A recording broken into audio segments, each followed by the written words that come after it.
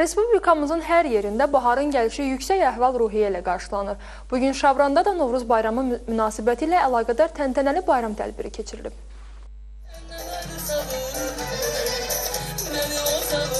Şabranda Novruz bayramı münasibəti ilə bayram tədbirinə toplaşan iştirakçılar öncə Novruz atributları, milli xörəklər və şirniyyatlardan ibarət sərgiyə baxış keçirib, milli musiqimizin sədaları altında kəndirbazların məharətli çıxışlarını izləyib.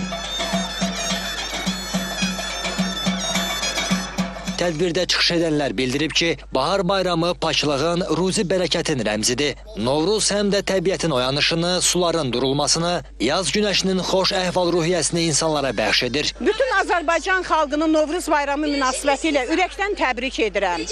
Hamının can sağlığı, bol ruzi, bərəkət, bu bayram günlərində süfrələri bol olsun, ruzulu olsun. Hamısına can sağlığı arzulayıram.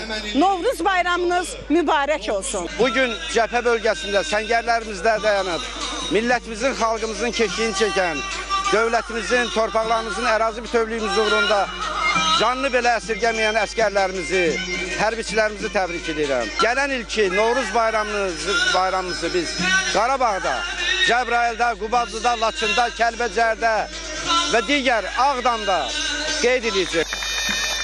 Bayram tonqalı alovlandırıldıqdan sonra bahar qızının meydana daxil olması, Kosa və Keçəlin səhnəcikləri iştirakçıların əhvalını daha da yüksəldib. Sonra Şabran idmançıları nümunəvi çıxışlarla diqqət çəkib. Onlar proqramlarının sonunda Ermənistan bayrağının əks olunduğu lövhəcikləri yumruqla qıraraq böyük coşku yaradıblar.